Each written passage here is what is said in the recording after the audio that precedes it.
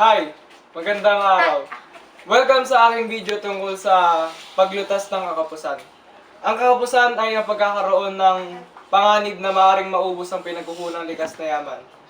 Ang kakapusan ay hindi maaaring bigyan ng solusyon sapagkat palagi itong nangyayari at hindi na to maaaring masolusyonan. Ngunit meron tayong ibang mga bagay na pwedeng gawin at pwedeng i-adjust upang bagalan ang rate ng pagbilis ng kakapusan. Isa na rito ang paggamit ng alternatives. Meron kang product A at product B na parehas ang kanilang ginagawang produkto o kaya parehas ang kanilang inilalabas.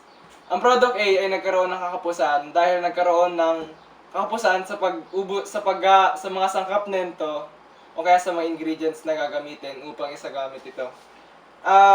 Ang product B naman ay vacant at pwedeng gamitin. Ngunit, hindi nito kailangan ng parehong kasangkapan na katulad ng product A. Parehas lamang sila ng ginagawa, parehas lamang sila ng produkto, ngunit nagkakaiba lamang ng pamamaraan. Katulad sa ballpen at saka lapis. Ang nagkaroon tayo ng kakapusan sa ballpen, kaya ang ating gagamitin na lamang ay mga lapis upang gamitin ay pansulat.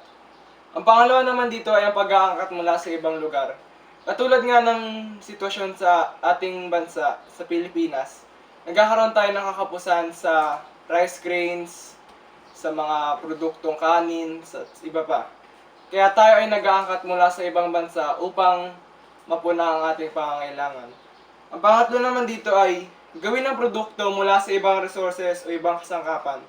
Maaari tayong gumawa ng ibang produkto na parehas ang kalalabasan, ngunit iba ang ginagamit nating kasangkapan o resources upang maisagawa ito.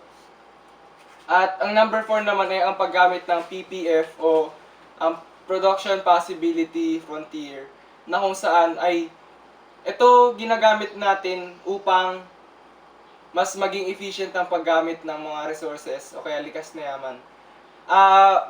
Ginagamit rin natin ito upang malaman kung hanggang saan at kung hanggang kailan ang ating mga magagawang produkto sa ating mga kapital o mga limited resources na pwede natin gamitin upang isagawa ang produkto.